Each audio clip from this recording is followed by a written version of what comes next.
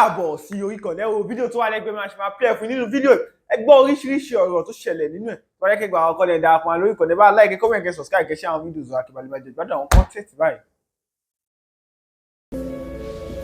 Mo Samuel wà directly involved.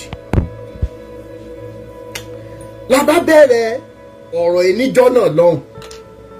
Kí ni tó ṣẹlẹ̀? Ó ní Sam Ojo òun déètì ẹ̀ ìgbà kan tó dẹ̀ sọ fún un pé òun ò níyàwó. Ta ló ń jẹ́ Sam Ojo? Ó ní ẹ̀ mọ̀ Sam Ojo, mo ní mi mọ̀ àwọn pípù ìdàbí alára. And as a matter of fact, ǹjẹ́ believe pé I didn't know who even Olualo was until ìgbà tí kéèsì Ìyábọ̀ bẹ̀rẹ̀ ṣá. Now, to summarize, kí ni tó wá ṣẹlẹ̀ láàrin yín? Summarize ẹ̀ fún mi ìfẹ́jọ́ ó dáa. Òun bímọ fún un. Nígbà tó ń dẹ̀ bímọ fún un. Kò fẹ́ wà responsible fọmọ yẹn. Ni ó wà responsible. Ni ó ṣe kíni? Ni ó wà responsible. Fún mi nọ́mbà ẹ̀. And respectfully. Torí wípé mo mọ̀ pé ìbáṣepọ̀ tó wà láàrin Sam Ojo àtàrábìnrin yìí kì í ṣe pé bóyá ó lòdì sófin, torí wípé at the time tí wọ́n fẹ́ra wọn tàbí tí wọ́n yanra wọn lálẹ́ àgbàlagbà làwọn méjèèjì. So if any pastor, if any lady say òun date pastor àfìyàfi tó bá jẹ́ wípé ó kéré nígbà tó bá ẹ sùn ló lòdì sófin. The only thing tí anybody tó bá jẹ́ pastor lè sá fún ni wípé kórúkọ òun má bàjẹ́, pé torí pé ẹni tó bá gbé Jésù dání àgùdọ̀ mọ́ bá nídìí rádaràdà. Now, mo dey respectfully send the message sí Sam Ojo. Hello sir, orúkọ tèmi ni Rotimi Daniels Foundation, the pioneer of Rotimi Daniels, the pioneer of Rotimi Daniels Foundation for Peace and Equity. Ó lọ́rọ̀ yín kan tó wà níwájú mi tí mo dẹ̀ fẹ́ jẹ́ ká jọ sọ. Mi ìjáyò pa. Sam Ojo fi mí gún lágídí. Mo wá ṣe fídíò kan níjọ́ náà lọ́n tẹ́ ẹ bá rántí wípé ẹjọ́ ẹ bá ń sọ fún Sam Ojo pé kó respond sí mi. Because in all fairness, àìrìn àìmọ̀ rìn a lè mọ̀ rìn kórí ó mọ́ mì. These people are also human beings. Considering the fact that most of ẹ̀yin obìnrin náà gbogbo wàhálà tọ́lọ́hun ò dá sí yín lágbádá tẹ́ ẹ dá síra yín lágbádá. Program lẹ́lẹ́ lọ fún ìgbà ẹlẹ́ máa pray pé kán ní kẹ́ ẹ mú owó ọrẹ wá wájú. So dẹ̀ máa ju gbogbo ìtọ́lọ́ fún yín níwájú àtẹ̀yìn gbẹ̀gbẹ̀gbẹ̀gbẹ̀gbẹ̀gbẹ̀gbẹ̀gbẹ̀gbẹ̀ ìgbà ẹlẹ́ máa déwájú lẹ́ máa kúrú lẹ́ máa ga níwájú pastor tó wá ṣe special program títí ẹ̀ gẹ́gẹ́.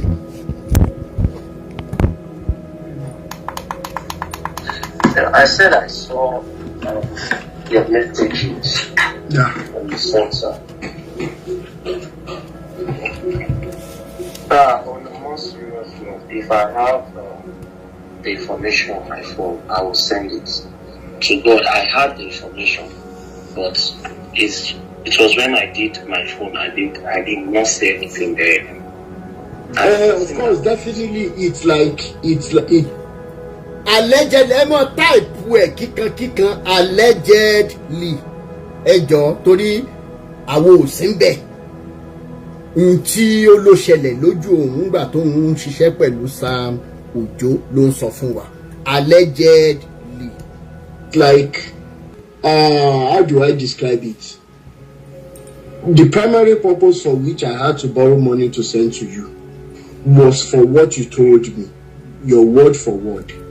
And if that is not going to happen, then what do you think? It's like I want to buy something now.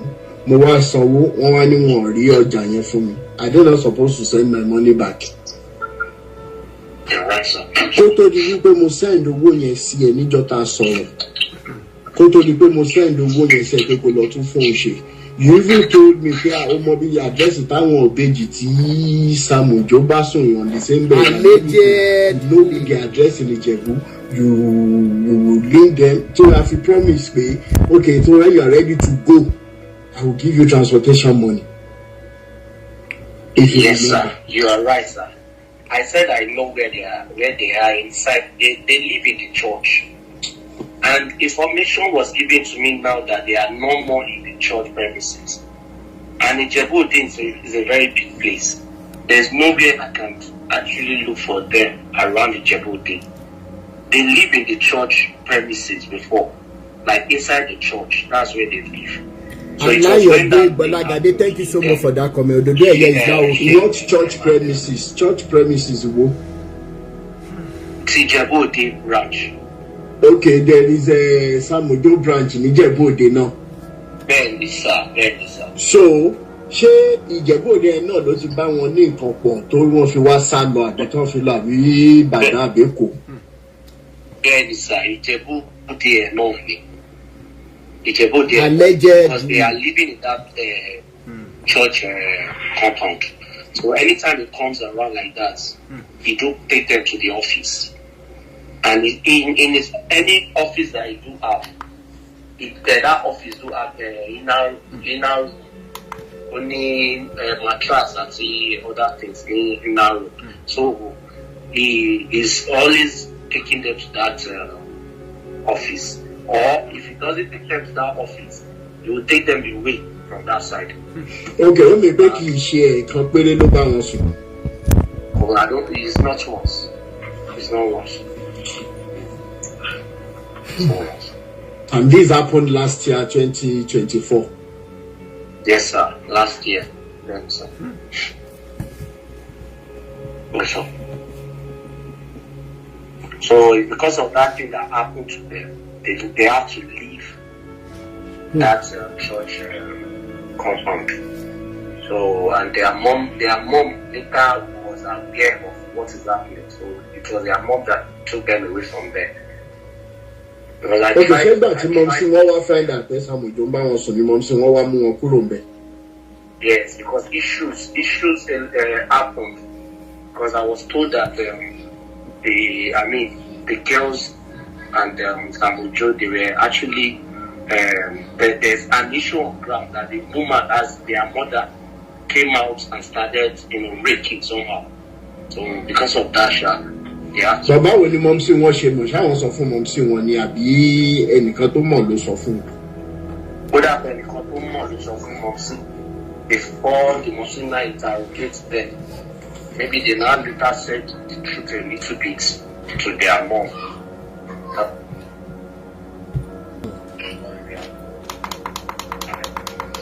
I was trying to get their contacts. At least I've called 1 or 2 or 3 people there. But they were saying that they don't have their contact. So you know information we're going to need lórí phone tẹ́lẹ̀ tá rí mọ́ sí. Okay, the information I have on my phone, then I have pictures, I have videos on my phone. You have pictures, you don't have videos. I have pictures of Samujo and some clients and some girls that there's one girl that I told you of one time like that traveled. I have pictures of that girl. Ṣé tó jọ yà ní church premises because èèyàn lè dúró ya photo, èèyàn lè jọ dúró ya photo náà. The girl sent some pictures to me, even video. They get the video and send it to me. So and I have some evidence in the car too. When that thing happened in the car, there was allegedly, and I was the one driving on that day. Voice note, our voice note too. So those are the evidence I have there. But about the sorry Google photos, I did not link it with my Google. That is why I didn't link all those things with my Google. I've tried looking for it on the phone. It's not there. Oh, link it with my Google to show them. No, for example, ló fẹ́ sọ títí inú mọ́tò iṣẹ́ bí tó ti ń bá organization inú mọ́tò ni àbí discussion àsọ. Yes, ibi tó ti ń bá, because that day I was driving through and he was at the back with the girl. So, voice note of what's happening. I thought, what I did that day was I put my earpiece on my ear, so they thought I did not hear what is happening. For me, I now place my phone on record. Okay. Allegedly. The movie to get yellow one in Yam, Popolino, related to Bason. In fact, that's why if I tell you that most of them threats you, before you know it, you won't see their whereabouts. Most of them are salon. Most of them, you would maybe, I don't know, maybe they are speaking their life, because one thing is a very dangerous man. He threatened me now. He threatened me. But David, you told the shisha usibo little based on your promise. You call the shisha lori titamo beji. Since to mobiti church in your one jebu.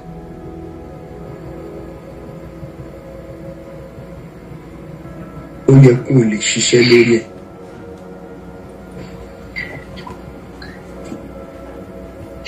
So as to buy them more, if you talk being there here, that would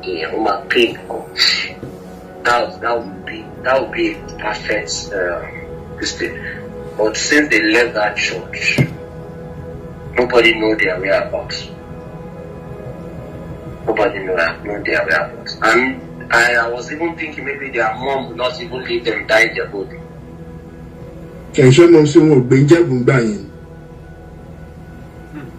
I'm simply in I'm going to but what I was continue to it's due to because Kenya is Shelley. Mommy won't the first one let me Djibouti as a on my fair path or obey and girls and go in Djibouti. I'm sure all of you escalate the European work come money. That shall we your more push Shelley, Kato Shelley, Abi? No, it's not everybody that knows what's what. It's just the people that are closer to just literally. Your mother made you shall one more Beijing as at that time, so if you want to pay 18. That it was months our money, I should want this secondary school. In fact, they are not up to 18.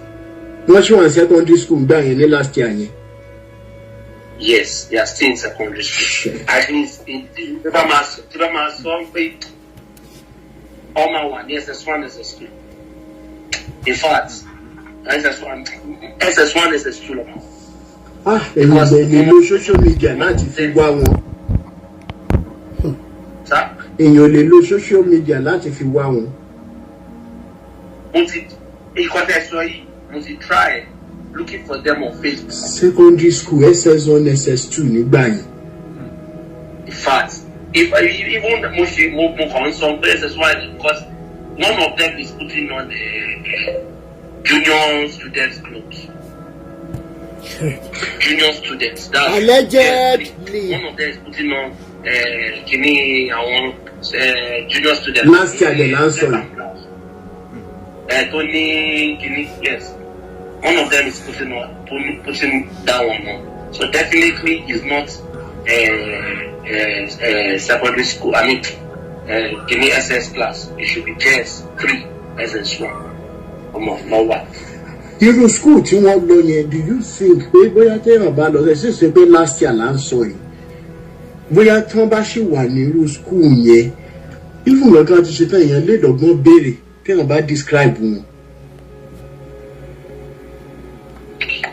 Yeah, no, it's a good idea, but I don't actually know where the school is there, and I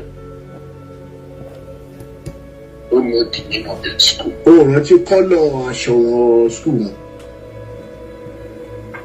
Colour aṣọ yẹn be brown and white. I think brown and white. That's the colour of the class of the uniform. Allegedly. And so I just that if I see more sorry, not that I can go to the body, but Tiba man will see the body. It's one because they need more popular. When I was driving, everybody Lumon. Everybody knows me. Any branch about long, because apart from driving, moment you behave like bodyguard. So Tiba lost in the body. 1 or 2 people that is still connected to him or married. And top of married me very almost to need information for more bad information.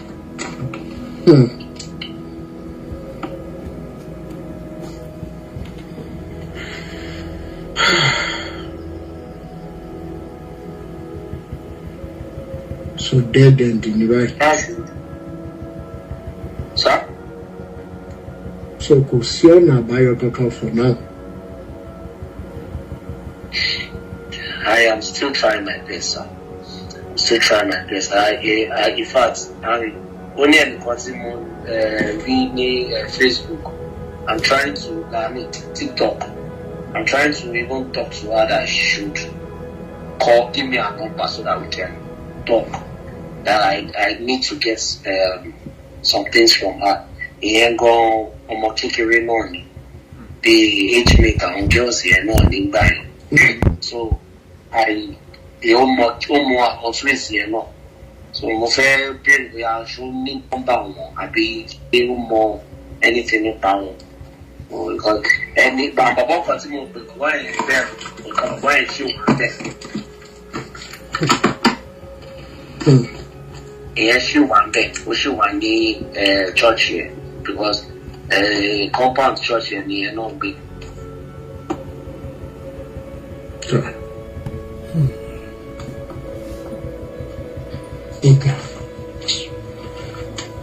Àfàṣẹ wàtà. Ó ti pẹ́ o, yes sir, ó ti pẹ́ because I was trying to call her but she wasn't picking my calls. That won't be no see me. Ẹ jẹ́ kí n fi eléyìí sílẹ̀ ń bí báyìí. Ó nídìí.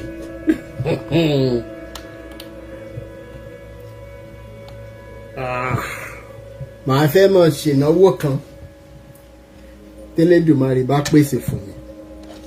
Mi ì ní sọ irú ìnáwó tí mo fẹ́ ṣe yẹn. Ó ní ṣe pẹ̀lú provision of security for someone.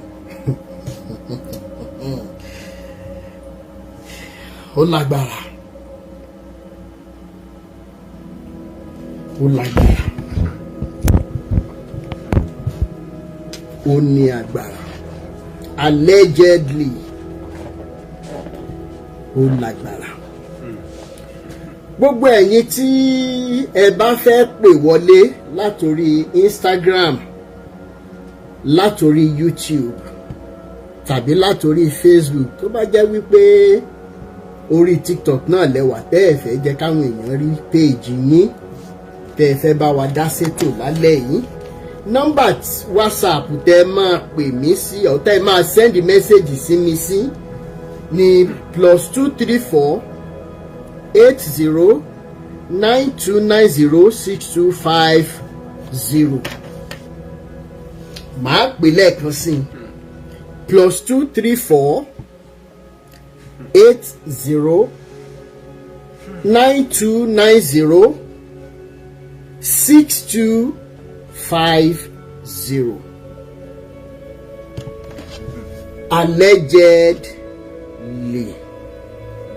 Ẹ jẹ́ kí n kọ́kọ́ gbé ẹjọ́ ó dàgbà tó pé nẹ́tíwọ̀kì TikTok yìí bàdì gan lálẹ́, àwọn tó wà lókè gan nẹ́tíwọ̀kì wọn ń parẹ́.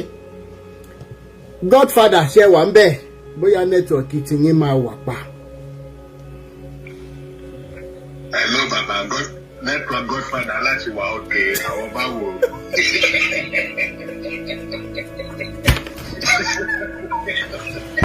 Wọ́n láti bí gbogbo nẹ́tíwọ̀kì kún nẹ́tíwọ̀kì àwọn láti wà òkè. Ẹ wọ́n ju òrùlé ayé ẹ̀ báyìí ìbò la fẹ́ gbọ́rọ̀ yàrá. Ọtún bá àwọn ọmọ kéékèèké sùn.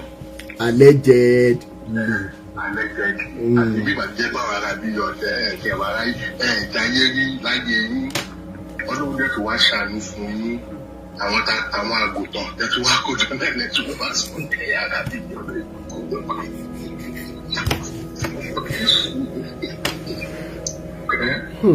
Anyway, general, ẹjọ́ tó yìí àti mọ̀tìpá tó yìí wà tó ti máa ṣiṣẹ́. Ẹ ti bá a níṣẹ́. Ẹni tó yà ti bá a níṣẹ́ primary school tó ti máa tíṣì ní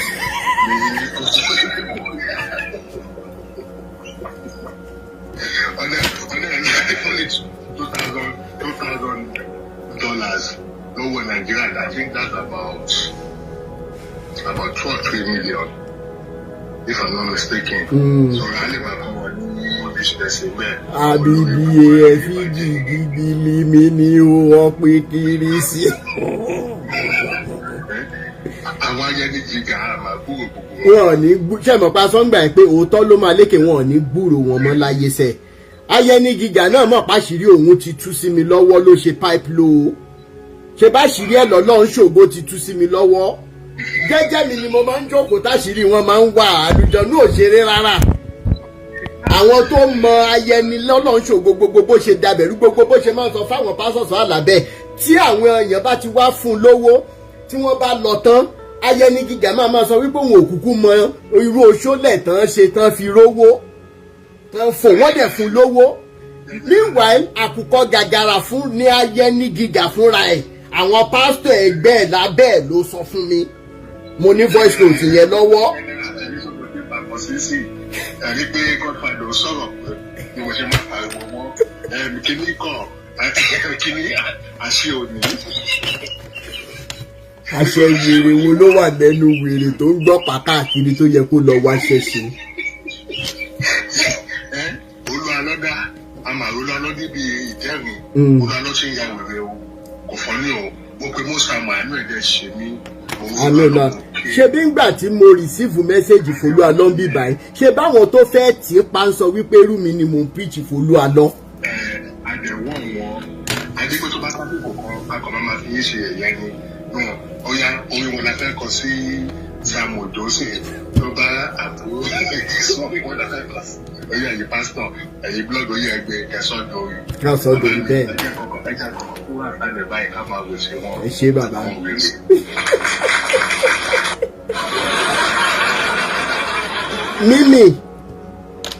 Mímì network ò dá lálẹ́ ẹjọ́ gbogbo ẹ̀yin tí ẹ bá fẹ́ dá sétò àbẹ̀rù ń bà yín.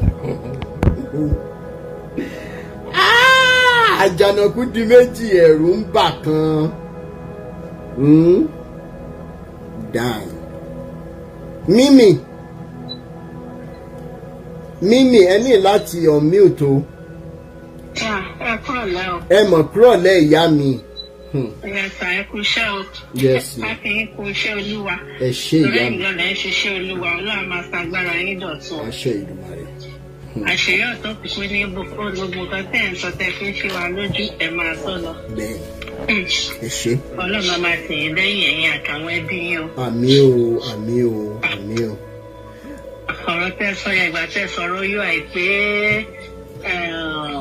àwọn fellowship leaders wọ́n ti ń gbà yẹn tán máa sọ pé ká lọ school pẹ́pẹ́ òní òkè lọ fellowship ń gbà yẹn wá ní ọmọ èṣù lè ní wà ní fellowship kan mo wá sùn wá. Ibẹ̀ ni mo lọ tán ti bà ayé mi jẹ́ o fellowship ni mo lọ o títí dìsìn yìí ìyá mi títí dìsìn mi ìmọ̀ bọ́n ṣe ń fọwọ́ kan obìnrin wọ́n ṣe fún mi ní àdírẹ́sì ibi tí mo ti máa lọ lecture tí mo máa.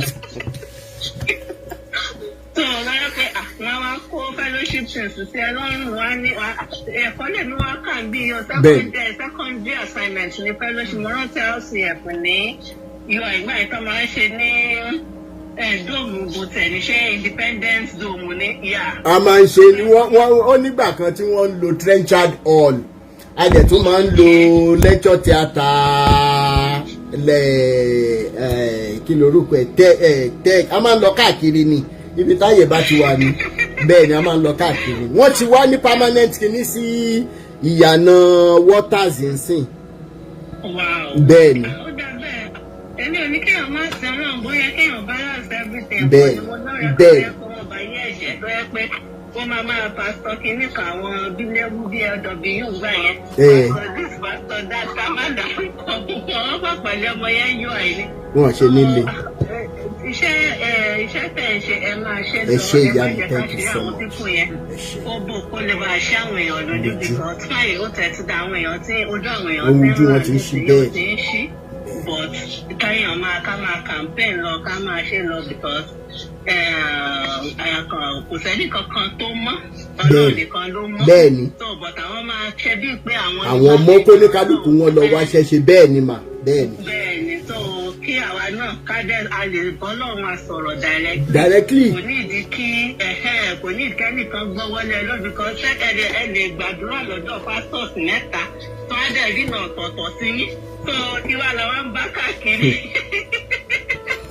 wọ́n sọ lórí prógámù kan rí tí pásítọ̀ yẹn tó ní ẹni yìí obìnrin tó ń fẹ́ obìnrin yẹn ò dá obìnrin kan kìnnì kan ṣọ́ra fún ọkọ̀ bọ̀bọ́ yẹn wá takò pé this same obìnrin náà ni wọ́n sọ pé òun ò gbọ́dọ̀ fílẹ̀ kí wàá ní fóun ṣe àwọn máa fẹ́ dìjà lórí TikTok lọ́jọ́ yìí wọ́n yẹn láti pọ́ọ̀sì láìpù ni wípé sọ ọmọ ẹ sọ pé direct interaction pẹ̀lú Ọlọ́run náà ló dá everybody sáyé Ọlọ́run ló ti mọ àtiwáyé wa Ọlọ́run ló mọ everything so ẹrù Ọlọ́run gbọ́dọ̀ máa bà wá ká dojúkọ Ọlọ́run fúnra wa ká máa gbàdúrà fúnra wa Ọlọ́run tó nífẹ̀ẹ́ ó nífẹ̀ẹ́ bí ọjọ́ ló gbogbo èèyàn lórí so kò ní ìdíkà lọ máa sọ pé kí lẹ rí sí mi kí lẹ ṣe kinní kan kí lẹ ṣe kinní kan kọ́nà náà Ọlọ́run lè fara kan yàn so nǹkan tẹ́mi rí sí ọ̀rọ̀ yẹn nìyẹn sá. ẹ ṣé ìyá mi thank you so much. ọjọ́ mo ti ń rókun kò gbẹ rí ọjọ́ mo ti ń rọ́ṣà kò máa yá ọjọ́ mo ti ń rọrùn kò dẹ̀ yá lulẹ̀ iṣẹ́ Elédùmarè mọ̀ ni iṣẹ́ Olúwa ẹ̀yin pásítọ̀ kò lè bàjẹ́ o iṣẹ́ Olúwa kò lè bàjẹ́ o. ẹ̀yin náà ló kàn torí nẹ́tíwọ̀kì ló já yín bọ́ Táíwò Àjàyí ẹ bá ń gbóhùn sókè. ẹ kálẹ́ sà. ẹ kálẹ́. ẹ kálẹ́ sà. à ń gbọ́ yín. hello. à ń gbọ́ yín. hello sà. hello. ó dà pé ẹ̀ ń play fídíò wa níbẹ̀ yẹn reduce the volume tibẹ̀ yẹn. ok. ó dà pé òun ló ń wọnú ara wọn. mi fi bẹ́ẹ̀ mọ. a ti ń gbọ́ yín báyìí. báyìí nǹkan sà. à ń gbọ́ yín dáadáa. ṣé rí ọ̀rọ̀ tá a dálẹ̀ lálẹ́ ìyájọ́ dálẹ̀ náà ni lóṣù ọ̀rẹ́ nìkan. bẹ́ẹ̀. ẹ rí ọ̀rọ̀ religion yìí wọ́n ti fi doctrine pa wá kú àgbékalẹ̀ ni mo rí sí nǹkan tí Bíbélì ò sọ ẹ wá gbé àgbékalẹ̀ yín sílẹ̀ tí ò bá sí ti tàwọn ọ̀dọ́ ọ̀sìn tí wọ́n máa ń béèrè question ẹ wo ọ̀rọ̀ tí bàbá Adébóyè ń gbà yìí tó sọ pé ẹni tí ò bá sọ̀dá mẹ́wàá kò ní lọ sọ́ọ̀rùn ìgbà tí wọ́n fà á já bàbá padà bọ́ta pé òkè pé without holiness ni Bíbélì wí so ṣe rí mo láìkẹ́ rà yìí torí pé àwọn àwọ̀dọ́ à ń béèrè questions kò dẹ̀ ń ṣe then mo tún discover pé àwọn àgbékalẹ̀ oníkálukú ń dájọ́ sílẹ̀ wọ́n àgbékalẹ̀ ló pa wá kú máa ń ṣe wọ nǹkan tó obìnrin máa ń ṣe gbá máa ṣàwo wọ́n máa fi wá jẹun máa ṣe wọ tọkùnrin kí ni Bíbélì ò dárúkọ ṣòkòtò àwa yìí náà ti bẹ̀rù rí a ti bẹ̀rù gan-an wọ́n ti fi kíní yìí tàn wá gẹ́ mo sọ fún pásítọ̀ mi mo ní ẹ wo àmì single mother mo ti wà nínú ìjọ yìí ó ti ń lọ bí ọdún mélòó kan ẹ̀yin àtìyàwó yín wà nínú ilé ẹ̀ ń sọ fún mi pé kì í ṣáà máa ṣe tó bá sì ti wí pé Ọlọ́run tó wà pẹ̀lú ènìyàn dágbé ẹ̀yin ò mọ ìṣekúṣe ẹ̀ṣẹ̀ ẹ máa ní kéèyàn máa gbàdúrà ẹ̀yin àtìyàwó yín dẹ̀ wà nínú ilé no solution no ẹni. ẹ dúró ná ẹ bá mi béèrè lọ́wọ́ pásítọ̀ yín wípé ṣé àdúrà lágbára ju lórí kan jí. ó yà mí lẹ́nu àwọn bóra wọ́n máa bóra mọ́yàwó tiwọn. Mo wá ń sọ pé wọ́n wá fi mí compare ní ìyá alágbájá kéèsì kan náà lájọ ní ṣé mo rí pé òun náà ń bá Ọlọ́run rìn. Mo ní ṣé tí alágbájá bá lọ ní kọ̀rọ̀ tó lọ túra á wá sọ fún yín. For the past 6 years mo ń dá sùn mo ń dájí ni àwọn pásítọ̀ ìyá dẹ̀ wọ́n máa tàn wá wọ́n máa sọ wọ́n máa ṣe gbá máa ṣàwo. Ṣíṣe ewo ọ̀rọ̀ mo ti lọ káàkiri ká tó àmọ̀ tó tẹ̀ wá fọ́ ni wípé tàbá dúró síwájú ẹnìkan á máa takọ ẹnìkejì tàbá dúró síwájú ẹnìkẹta á máa takọ ẹnìkẹrin. Bíbélì yẹn gan fúnra ẹ̀ ìyá mi Táíwò Bíbélì yẹn fúnra ẹ̀ takora ẹ̀. Ẹ̀yin ní kẹ́ ẹ jára yín ẹ jókòó yín jẹ́ wọn bá ṣẹ́ tẹ̀ ń ṣe ẹ look beautiful ẹ yé wọ sùtánà torí mo rí lórí platform yìí sùtánà lẹ tó kó sọ́rùn yìí o ẹ wọ sọ gidi kẹ́ ẹ look beautiful you are a beautiful chubby woman ẹ look beautiful àwọn tó bá máa appreciate yín máa wá wẹ́rẹ́ jẹ́ ṣùgbọ́n ẹni mẹ́sẹ̀ pé tọ́lọ́hún ò ní ṣe ní tó fẹ́ ṣe láàárọ̀ kò ní sọ́dọ̀sán ẹ jára yín ìwọ̀nba ṣẹ́tẹ̀ ń ṣe lọ fi tọ́jú ara yín. Ẹ mọ nǹkan tó ṣẹlẹ̀ káàkàn máa láti bí ọdún bíi 3 ni mo ti jókòó sílé ṣóyè yín mo wà ní ní occasion àwọn èèyàn ṣàtún wá mi wá wọn yìí mo ṣàwòrán wọn ṣàrí invite mi lọ sí 100 years bàbá kìíní òun ni mo ṣe tún gbé yẹn sórí. 100 years síta ni 100 years síta ni Mósè Orímọládé. Okay, how many years ní Nàìjíríà fúnra ẹ̀ tí wọ́n celebrate 100 ibo yìí tó yẹ kẹ́ ẹ ti mọ̀ pé nǹkan ti dé bá wa. Àjọ ìṣọ́ra wa ni. So bàbá mi ẹ wọ ọ̀nà wa jẹ́ kó sú wa ní jẹ́ kó rẹ̀. Ẹ̀rọ àwọn girama wa tó máa ń tàn yẹn owó tó ta máa ń fún wọn pé kó máa fi jẹun wọ́n tún lọ fi ṣe program. Táwọn èèyàn bá ń bá wa gẹ́ẹ̀tì tí wọ́n bá ń bá wa gẹ́ẹ̀tì Bluetooth speaker tí wọ́n bá ń play àwọn fídíò wa létí àwọn ìyá yẹn ó máa wọ̀ wọ́n mo ṣáà láwọn ìyá tán ti wà liberated dáadáa.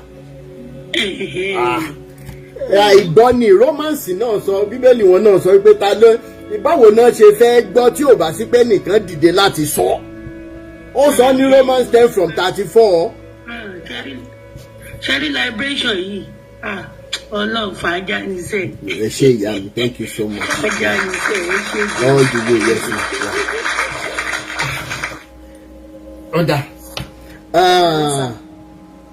Mary sister Mary Ìjàlànà àbí Ìjàlànà. Yes.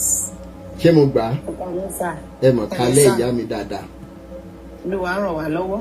Àmín o. Ṣé rí ọ̀rọ̀ àwọn pásítọ̀ èké fake pastors sí Ọlọ́run á tú wa sílẹ̀ àwọn tó bá fẹ́ túra wọn sílẹ̀ ni o ẹlòmíì wọ́n sì fẹ́ wọ́n sì gbọ́ kò tí rẹ́dí àti túra ẹ̀ sílẹ̀ ẹ̀wòrú ìyá yẹn òun gan fún àyè tí mo ti tọ́ báyìí ó sì wà pàṣẹ wá ẹnìkan kiri. 100 years Mósè Orímọládé.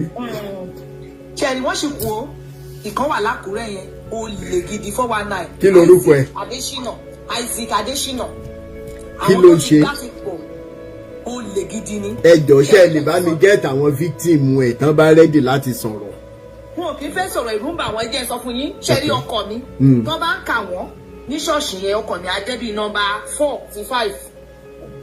Màá sọ ọkọ tó ṣe fún wa fún yín. Ó pẹ́ tí mo ti fẹ́ bá yín sọ inú mi dùn pé mo rí ní láìfù lálẹ́ yìí. Ṣé rí ìgbà tí èmi àtọkọ mi àtijọ́ ń befriend ara wa fún bíi 10 years tí mo fi darapọ̀ mọ́ church yẹn ní 2014. Ìgbà táwa ń bẹ̀ aṣáà lo 14 years ń bẹ̀. Wọ́n ṣáà rí pé ọkọ mi kò níṣẹ́ ìgbà tá a wọ bẹ̀ kò pẹ́ dáàdì mi mọ secretary kan níbi iṣẹ́ wọ́n wá sọ fún pé àwọn mọ̀yàn tí dáàdì mi ṣàbá secretary wọn sọ̀rọ̀ wọ́n ṣàbá ọkọ mi wáṣẹ́ auditing bó ṣe bá wa ríṣẹ́ nìyẹn tí dáàdì mi bá ọkọ mi ríṣẹ́ tàṣà ń ṣe tó ń ṣiṣẹ́ yẹn lọ auditor. Owó àkọ́kọ́ tọkọ mi kọ́kọ́ rí gbà láyé yìí 9 million. Ọkọ mi sọ fún mi pé wọ́n sọ 9 million fún inú mi tiẹ̀ ti ń dùn. Àgbàtọ́kọ mi wá ó ti mọ̀ àṣé pásọ ti kọ́ pé kó má sọ fún mi. Pásọ ti kọ́ ó ṣàgbà 4 million. Ẹ jẹ́ dárúkọ pásọ yẹn again pẹ̀lú orúkọ church yẹn. Isaac Adésínà. Isaac Adésínà l'Ákúrẹ́. Ó kọ́kọ́ ń jẹ́ Christ Kingdom ó tún yá ó tún wá lọ ṣèǹjẹ̀ sí one way Christian ministry. one way náà ni ẹ mọ̀ sọ̀rọ̀ yín lọ. ó lè gidi ní bó ṣàṣe wá gba 4 million lọ́wọ́ ọkọ mi ó kọ́ gba 3 million gbàdá ọkọ san 5 million ó kọ́ gba 3 million. àgbàdo tún máa padà san balance ó tún gba 1 million ó jẹ́ 4 million tó gbà ọkọ mi ò sọ fún mi títí ó pẹ́ àti lo 14 years bọ́ èmi náà máa ń wò bó ṣe máa ń ṣe but ẹ mọ̀ pé mi ò ká torí kò lómi kò lóyọ̀ kò lo nǹkan kan ju ká gbàdúrà nǹkan tí mò ń sọ yìí ọkọ mi bá slide nítorí ẹ̀ agbára ló ṣe ń lọ ṣọ́ọ̀ṣì àti pé ta ti kúrò mẹ́ta 2018 lọkọ mi ti wá bẹ̀rẹ̀ sí oríṣiríṣi kiri torí pé nǹkan tí pásítọ̀ yẹn ṣe fún ó ti rìn láì ilé ó ti fún gbogbo ọkùn ẹ̀ lé kì í ṣàwa nìkan o àwọn èèyàn pọ̀ ní ṣọ́ọ̀ṣì dáadáa wọ́n ti gbọ́ ọ̀rọ̀ yìí ṣe tó bá ti wá ọgbọ́n tó máa ń lò tó bá ti fẹ́ gbowó lọ́wọ́ èèyàn kò ní lọ dàrẹ́ẹ̀tì lọ gbà á ó máa rán tó bá jẹ́ èmi àti yín jọ ń lọ ṣọ́ọ̀ṣì báyìí ẹ̀yin ló máa rán káwọn sí wa káwa gbowó yẹn túdà tó bá ti wá gbé ọlọ́pàá bá ti wá gbé àwọn yẹn ẹ̀yin náà máa gbé wọn ní gbé òun á máa lọ sí station yẹn bíi pé òun lọ dá sẹ́jọ́ wọn nǹkan tí mò ń sọ yìí wọ́n pọ̀ dáadáa tó mọ̀ wọ́n pọ̀ dáadáa ní Àkúrẹ́ tó mọ̀ ní church ẹ̀tajọ́ ń lọ ṣẹ̀dẹ̀ rí àwọn alálọ́ wàásù kiri títì kò sẹ́ni tẹ́ bá dé Àkúrẹ́ ní Leo kò sẹ́ni tí ò mọ̀ church wa one way Christian ministry iṣẹ́ ta ṣe àṣọlẹ̀ ní pásítọ̀ yẹn ó sì ń ṣe lọ o àwọn kan sì wà lábẹ́ ẹ̀ báyìí tí wọ́n ti tú sílẹ̀ wọ́n sì wà ń bẹ̀ àwọn kan dẹ̀ ti gbà tú sílẹ̀. ẹ jọ̀ọ́ nítorí ọlọ ẹ ràn mí lọ́wọ́ ẹ bá ń sẹ́ndì fọ́tò ẹ̀ àti ṣọ́ọ̀ṣì ẹ̀ sí orí WhatsApp mi ẹ jọ̀ọ́ nítorí ọlọ ẹ jẹ́ ń gbé sáyé ẹ ṣe. ó lè gidi ni ó sì ń ṣe wọ́n lè tẹ̀gbẹ́ sáyé káwọn tó wà lábẹ́ ẹ̀ lè bọ́ nínú ìdè. àìsí àgbẹ̀ṣe náà. gbogbo àwọn tó forúkọ Ọlọ́run bojú yẹn lọ́lọ́run á tú wọn láti. àmì o enough is enough enough is enough ẹ ṣe ìyá mi. Isaac Adesina l'Àkúrẹ́ one way Christian one chance Christian ministry.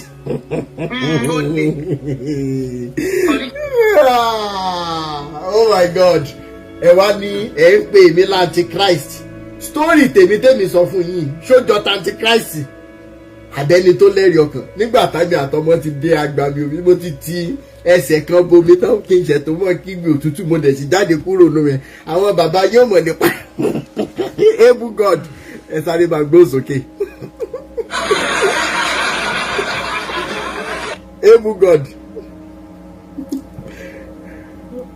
ẹ ní láti unmute able God ìjayà fún gbogbo pásọ. àwọn bá wù ú kò sórí wọn bẹ rárá. àbá dàrájà ṣé ẹ wà. mo jẹ́ ìtújàre. ẹ kú iṣẹ́. ẹ wò. ìfà ọlọ́run ìgbèkùn táwọn èèyàn wà ẹ̀yin ló lọ́yẹ ká máa bọ̀ ẹ̀yẹ ká máa bọ̀ ní ìdílé kọ́tọ́ sí ó ti kún ìpayà ìbẹ̀rù ó kúkú ń gbọ́ gbogbo nǹkan tẹ́ ẹ sọ iná lábẹ́nú. ó wà ní FYP ó ń gbọ́ gbogbo ẹ̀kọ́ àwọn kíní tẹ́ pé yẹn ẹgbẹ́ gbúdọ̀ táwọn ẹ̀gán bá tó bá. ariwo yẹn pọ̀ mi tẹ̀ wá yẹn. ẹ jẹ́ kí ọmọ ló ń jayé orí ẹ̀ lédè. ẹgbẹ́ mi tì mí lọ ń bọ̀. ṣé ẹ gbọ́ mi báyìí. mo ń bọ̀ nù mo ń bọ̀. Dan ẹ̀yin ẹgbẹ́ òsòkè náà tán fi máa kúrò mi ta ló wà. ẹ kálẹ́ sà. Dan bàbá mo máa ń rí kọ́mẹ̀ntì yín ẹ ṣé gan. mo gbádùn program yìí o and then secondly ẹni tí ó give information yẹn fún yín ṣé ó wà secure I mean ṣó wà protected so that wọn nílé máa lọ bẹ̀rẹ̀ sí lọ attack ẹ̀. ṣé kí n mọ̀ parọ́ fún yín. okay. òun fún rẹ ò wà straight forward ẹ tí notice pé nínú voice ẹ ó ní information yẹn lọ́wọ́ kò fẹ́ filẹ̀. kò fẹ́ filẹ̀ ẹ ti gẹ̀tẹ̀ ó ń bẹ̀rù láìfẹ́ ni because tó máa rí i pé ó ti bẹ̀rẹ̀ sí ń fún yín náwọn info kọ̀ọ̀kan wọ́n lè wá sí. ọ̀tọ̀ ní nǹkan tó sọ kó tó gba owó kó n fẹ́ tó fóun ṣe ó wá gba owó fóun ṣe tán ó wá fùfù ó wá ní pé kíní.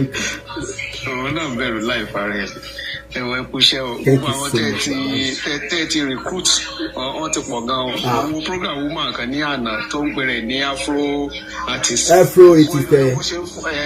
òun gan ń tó àwọn àṣírí àwọn wèrè pásítọ̀ olóṣì. bẹ́ẹ̀ni she was a very strong church person before lẹ́ni jẹ́ ìdí yẹn a ti mọra láti 2018 or 19. Because all our profile, all our videos, gbogbo ẹ̀ ó show pé ó wà devoted tẹ́lẹ̀ kó tó ní kó járe. Thank you so much, Baba. I really appreciate you. Yeah. Able God. Oh yeah, try láti wọlé again. Try pé network yẹn. TSA. Ẹ kálẹ́ sá o. Ẹ mọ̀ kálẹ̀ ìyá mi. Ẹ kúṣẹ́ Olúwa. Ẹ wo Olúwa mọ̀ kúṣẹ́ ẹ̀. Ọlọ́run wà pẹ̀lú yín o. Torí ẹ̀yin gan lẹ ń ṣiṣẹ́ Olúwa. Àmín o, àmín o. Mo ń ṣàwọn pásítọ̀. Especially àwọn pásítọ̀ èké yẹn. Lóòrè mi ò mọ pásítọ̀ náà. Mi ò dẹ̀ mọ pásítọ̀ èké. Bọ̀ nǹkan tẹ́mi kàn mọ̀ ni pé ní gbogbo nǹkan tá a bá ń ṣe jẹ́ ká máa jẹ́ ọmọlúwàbí. Èmi ọ̀rọ̀ mi máa yàtọ̀ díẹ̀ sí ọ̀rọ̀ àwọn pásítọ̀. Ṣé rí àwa followers gan? Ẹ jẹ́ ká máa yára wa ní brain. Ẹ jẹ́ ká máa fi ọpọlọ ṣe gbogbo nǹkan tá a bá ń ṣe. Ẹlòmíì ó gbé àwọn pásítọ̀ yẹn ó gbé wọn ju ọkọ tó fẹ́ sílé lọ. Respect tí ò lè fún ọkọ ẹ̀ ó máa fún pásítọ̀. Fún bàbá àti ìyá gan. Wọ́n dẹ̀ kí ń ṣe ọlọ́run àwọn pípù yìí. Ọlọ́run dáríjì mi, ọlọ́run dáríjì mi o. Experience tí mo ti ní láyé àwọn ni wọ́n worst jù. But because wọ́n believe pé kò sẹ́ni tó lè challenge wọn.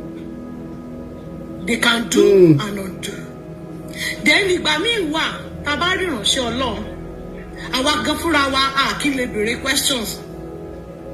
Take for instance nígbà téèyàn mú lọ́dọ̀ pastor téèyàn pastor wá rí iná sí ọ pé àìsàn sí ọ ọ̀nà rẹ̀ ò dáa tẹ́ ẹ fi wá wọ́ra yín débi pẹ́ ń bára yín sùn.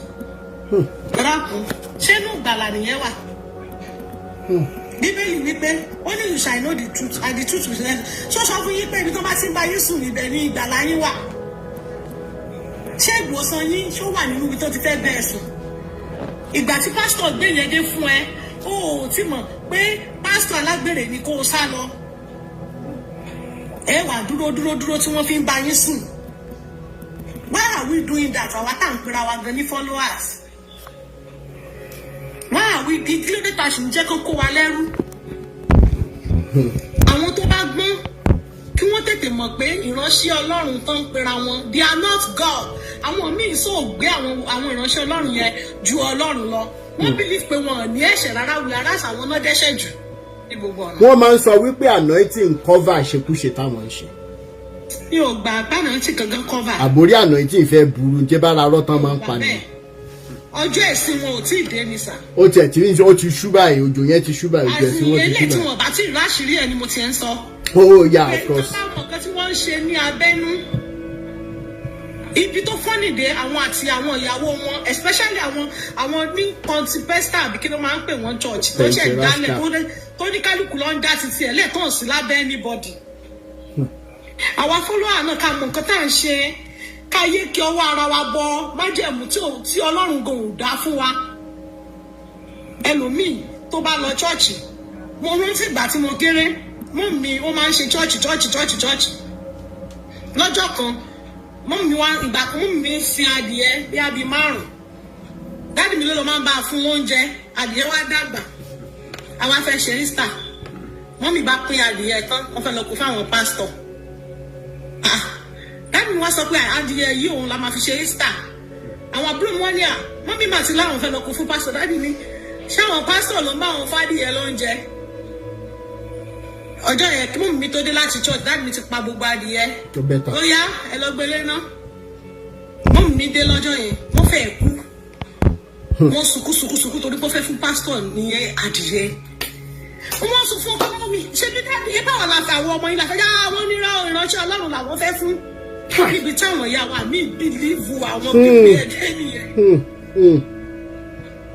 Ibi tó wá dùn mí jù nígbà yẹn mo kéré wọ́n wá lọ fẹjọ́ ó dà pé bí ẹjọ́ yẹn ṣàdọ́dọ̀ àwọn màmá wòlíì wa màmá yẹn láti máa sọ pé bàbá dáàdì mi ti jẹ Ọlọ́run ní gbèsè torí wọ́n jàdìyẹ tó yẹ kó fáwọn ìránṣẹ́ Ọlọ́run adìyẹ tó yẹ pé dáàdì mi ló ń fún wọn lóúnjẹ ìgbà yẹn mo tiẹ̀ kéré. Ṣé bí gbogbo ìgbà yẹn ìyá mi gbogbo ìgbà yẹn ló yẹ ká ti máa mọ̀ pé Ọlọ́run tí wọ́n introduce sí wa Ọlọ́run olòṣì tí ìṣọ́ Ọlọ́run ò tọ́. àgbà tí bá ti wá rántí ọ̀rọ̀ yẹn ó máa ń pa mí lẹ́rìn ni pé dáàdì jẹ gbèsè ìjọ kan mo sọ fún dáàdì mi nísìnyí tí mo ti dàbọ̀ ní dáàdì ẹ̀jọ̀ ìjọ òní ẹ̀fẹ́ sọ gbèsè adìyẹ tẹ̀ ẹ̀jẹ̀ dáàdì wọn ló ní pásítọ̀ yá ní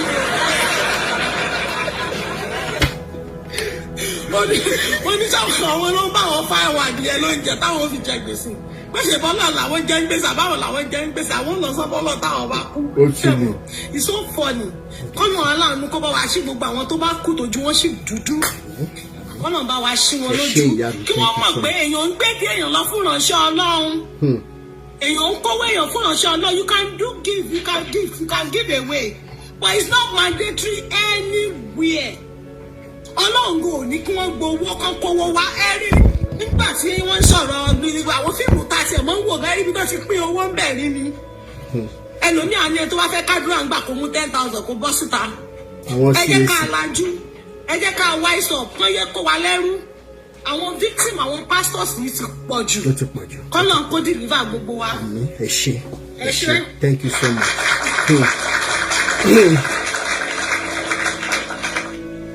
ẹ jẹ́ bá ń pe àwọn pastors yìí síta fẹ́ ṣe altar call gbogbo ẹ̀yin pastors tẹ́ wà nílé pátá it is mandatory that you come out for this altar call ẹ di ojú yín bẹ́ẹ̀ ṣe ń bọ̀ bẹ́ẹ̀ tẹ́ bá ti déwájú ẹ mọ̀ di ojú yín pé kọ́lọ̀ ń gbà yín gbà mí Olúwa gbà mí o Jésù má jẹ́ n kú pẹ̀lú socket gbà mí o Jésù torí socket náà ni.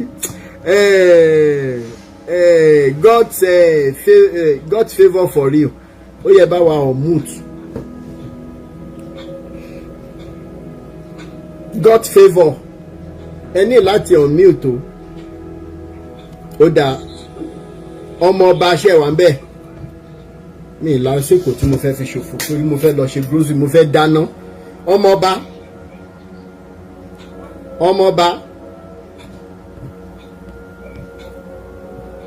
ọmọ ọba sẹ́yìn náà wà ń bẹ̀ irọ́ tẹ́mì ṣẹ́ wà ń bẹ̀.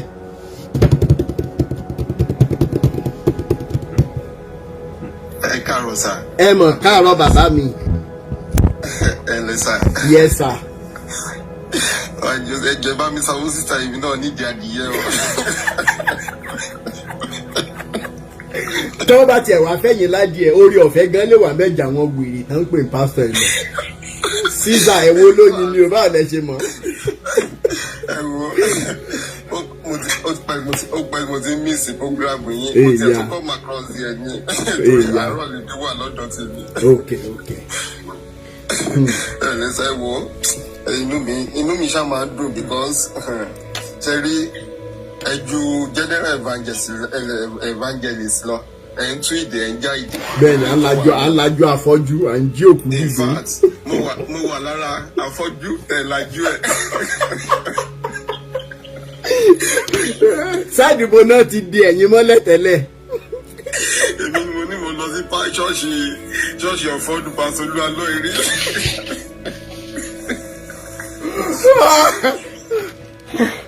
ọ̀gá. ẹ ní sí mi because iṣẹ́ tẹ̀ ń ṣe ojúṣe GO lọ. bẹ́ẹ̀ni Ọlọ́run. because ṣe rí àwọn GO yẹn ó take on several years kan tó gather àwọn èèyàn báyẹn kan tó manipulate àwọn èèyàn. bẹ́ẹ̀ni. so tẹ́ ẹ bá ti sí mi tí ò rẹ̀ yín ṣe rí iṣẹ́ tọ́rọ̀ kan ti ṣe sílẹ̀ yẹn tójú àwọn èèyàn bá ti là tán wọ́n á mọ̀ pé wọ́n ti ṣiṣẹ́ kankan. bẹ́ẹ̀ni. ṣe understand. bẹ́ẹ̀ni. because everybody so many people lójú wọn ti là tẹ́ pé wọ́n lè come online number one. and so many people wà Nàìjíríà tó yẹ pé wọ́n lè sọ̀rọ̀ but wọ́n ṣáà ní option wọ́n ṣáà dúró pé wọ́n fẹ́ wò bóyá ìyanu lè ṣẹlẹ̀. I have so many people in my inbox tí wọ́n lè sọ̀rọ̀ lórí social media pé pé inbox ni wọ́n ti wọ́n sọ̀rọ̀ bẹ́ẹ̀. so nǹkan tó ń ṣe so many people ti wà liberated under it tó ṣáà ń wò ó pé pé wọn ò mọ bó ṣe fẹ́ ṣe.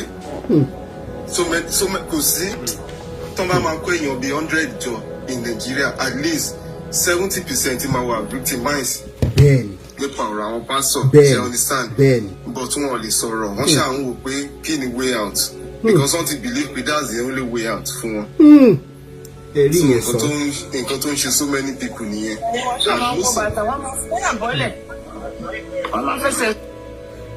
ṣé ẹ rí pọ́ìntì tẹ́rẹ́sì yìí bàbá mi bóyá lọ́la lára àwọn family oriented videos tá a máa ṣe ó dàbí pé ọ̀rọ̀ tẹ́ sọ yìí wà lára nǹkan tá a máa sọ how to love yourself how to begin to love yourself again how to begin to see yourself ní true nature bí tí wọ́n fi ẹ́ sí torí ṣe mọ̀ pé ìjọ́ tí wèrè bá mọ̀ pé wèrè lòun ìjọ́ náà lára ẹ̀ máa yá a máa sọ yẹn mọ́rọ̀ lọ́la lágbára lọ. Important point. Thank you so much, sir. Yes, sir. Yes, sir.